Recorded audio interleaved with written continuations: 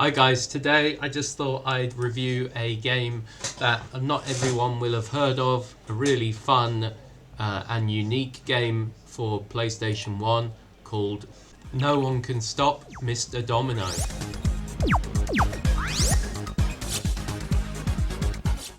So let's just read about the basic premise of Wikipedia.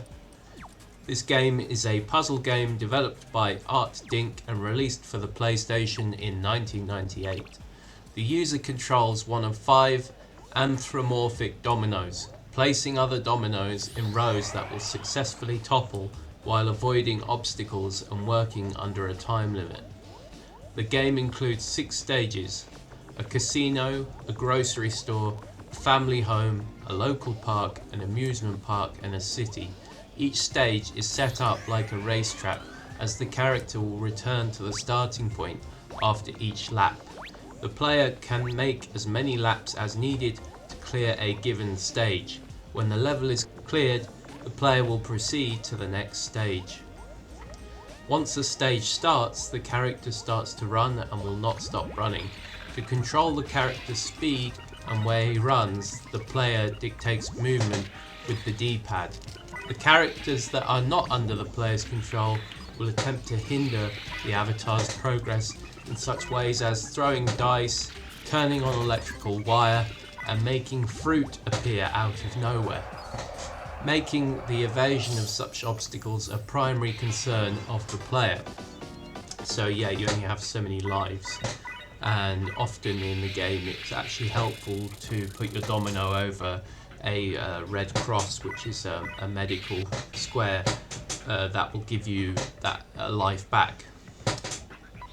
When a full lap is completed around the stage and returned to where the first domino was laid, the character will bump into the domino.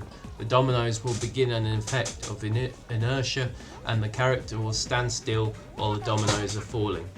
So one thing I found amusing when I played this game is that it's very basic. You actually control the main character using just more or less 2 or 3 buttons.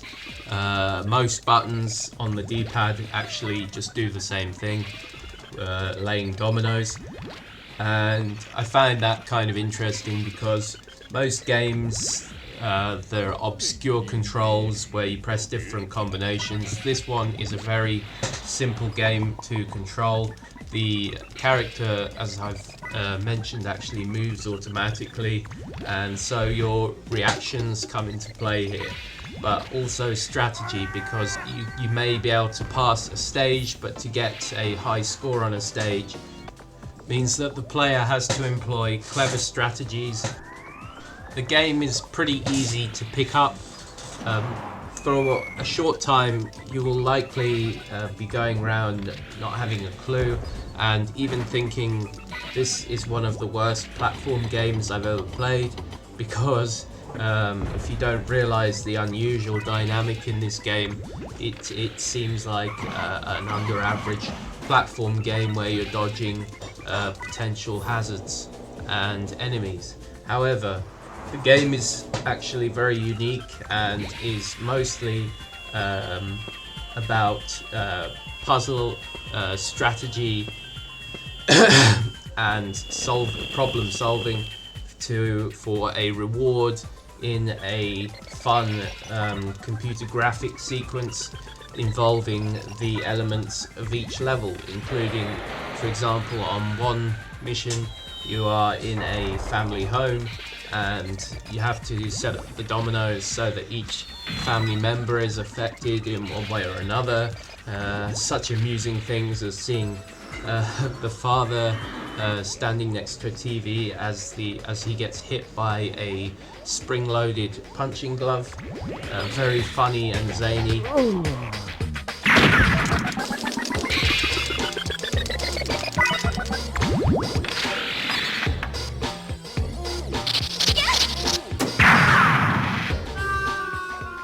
And it reminds me a little bit of the old theme park water shooting galleries, where if you hit the target, a electronic sequence will trigger. For example, Zeke hiding in the wooden toilet booth. The door will open and Zeke will shoot water out of his mouth at you. But they are really fun, and it definitely gives you incentive to play the game till you see all of these. Some of which are very difficult to actually succeed with.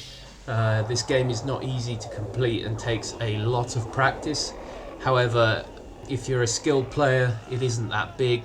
There's only a certain amount of stages, so it does have a longevity issue, I suppose, but definitely an enjoyable game, and that's often what I think counts in games.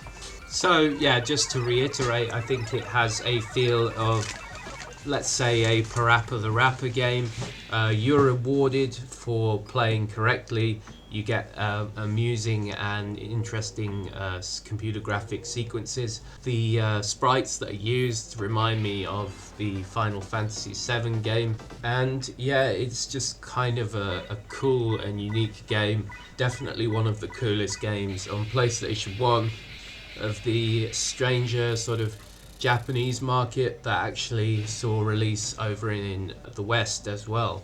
Such titles that didn't, for example, Super Hamster Fighter 2, believe it or not. So yeah, I really enjoy this game, playing this game.